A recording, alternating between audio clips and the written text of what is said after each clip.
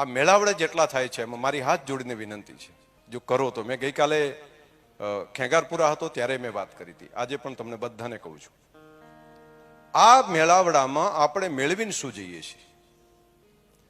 ગામો ગામ ગંગા થાળીઓ ત્યાં અમારે ત્યાં થાય છે. અહીંયા આગળ આપણે મહેમાન તેડું કરે છે, અહીંયા આગળ જેટલા દરેક આને ત્યાં આટલું થયું. દર મહિનાની અંદર 5-5, 7-7 મેળાવડા મહેમાન ગતિ આ બધું કરે છે. ને મોટા ભાગના અમારા સ્ટેજ ઉપર બેઠા એ થોડા ઘણા અહીંથી ને આ 1.5-2 જણા તો એને અહીં, અને બધી જગ્યાએ એટલો શીરો ખાયા ગામે ગામના આગ્રહ કરીને ખવડાવે ને પછી કે બચારાને એટેક આવ્યો.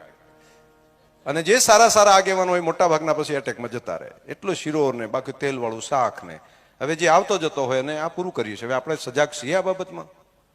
અને એ જ લોકો બધા કાયમી ગાડી લઈને ફરિયાદ કરે, જ્યાં જાય અહીંયા આગળ 1000 ગાડીઓ ફરિયાદ કરે. શું શીખ્યું?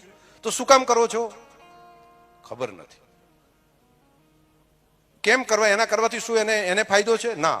તો આવવા વાળાને કઈ ફાયદો છે? ના. તો ખવડાવવાથી શું થાય છે? તો ખવડાવીએ છીએ એવું કે જલ્દી પૂરો થઈ જાય.